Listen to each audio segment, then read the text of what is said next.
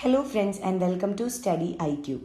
I am Joycey Joy and today in this lecture we will discuss about the comments of IMF chief, the new chief of IMF on Indian economy. IMF is International Monetary Fund. It is a multilateral institution and the objective or the mandate of IMF is to boost or foster the global monetary cooperation.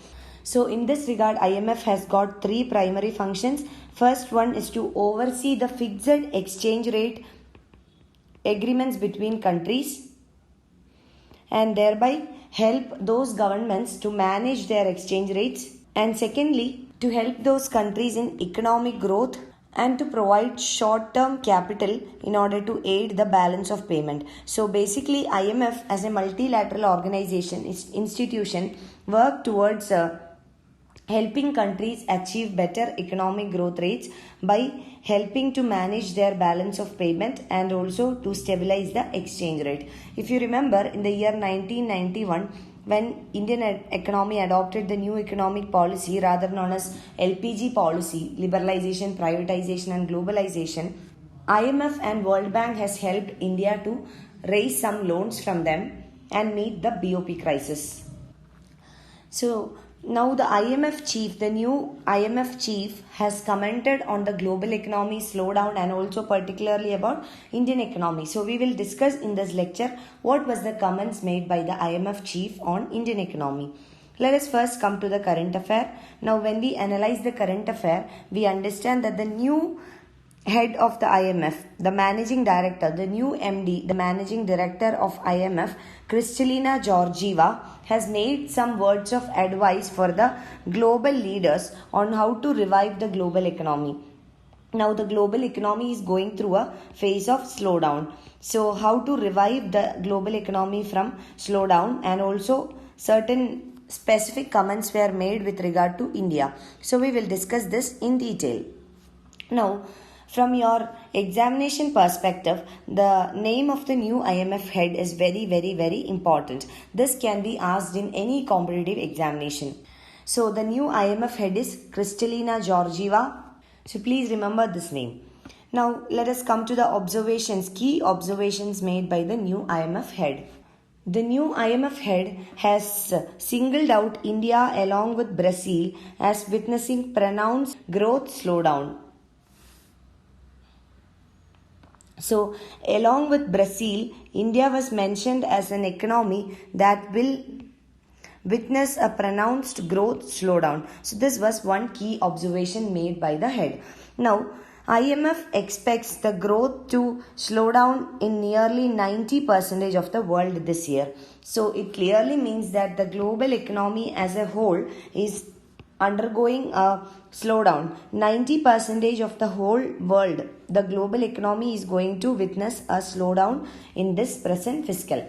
Now, this is in contrast to the economic condition 2 years ago. How? Because 2 years ago, 75% of the world had witnessed an accelerated growth.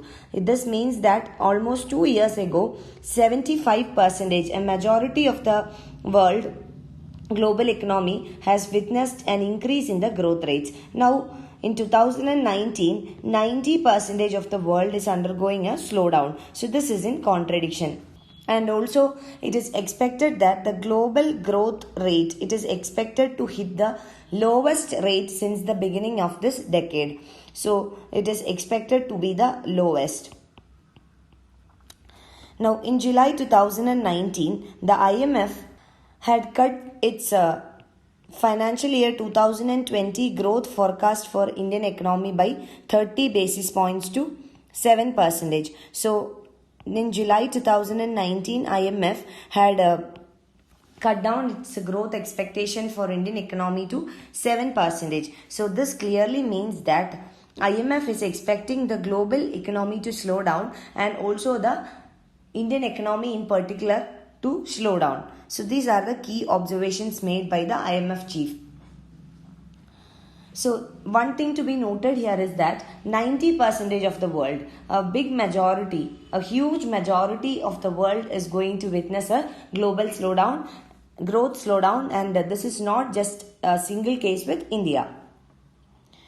Now let us come to the causes of the slowdown. So as mentioned by the IMF, the growth slowdown can be blamed for various reasons, and one of the biggest reasons that has contributed towards this growth slowdown would be the trade war between US and China. There is an ongoing trade war between US and China, and we have discussed about this in many lectures previously about the US-China trade war. So the growing concerns around the world regarding the ongoing trade war is a biggest cause for the present economic slowdown. Even though countries like India or any other country, they have country specific issues or country specific factors, when we consider the global economy as a whole, in general, the trade war is one significant contributor. Now, the trade war between US and China is expected to bring down 0.8% of global GDP by 2020. So there would be a loss of 0.8% of the global GDP by 2020 because of the ongoing trade war. And according to the IMF head, because of this ongoing trade war, it is not just US or China that will lose. It is the entire global economy. Every economy will lose in the trade war.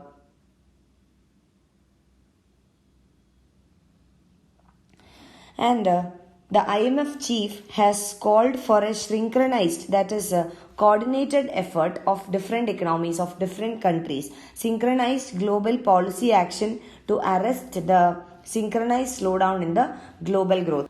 This means that the growth slowdown is not particular for any country. This is synchronized. It means all the economies, 90% of the economies are impacted due to the ongoing global growth slowdown. So this requires a synchronized action, that is a coordinated effort of all the economies in order to tackle this slowdown. So there can be country specific issues, region specific issues, but there are general reasons as well. So all the countries, all the economies should work in cooperation and coordination with each other in order to contain this slowdown.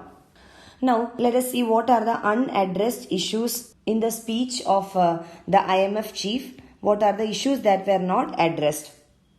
First of all, the speech failed to mention the failure of monetary policy around the world. Now, when we talk particularly about India, in the last 4 monetary policy review meetings, we have seen that consecutively for 4 times the Monetary Policy Committee in India has cut down the interest rates. So the cut in the interest rate was to increase the money supply in the economy, thereby increase the consumption and supply and GDP. So this was to basically promote economic growth in the country.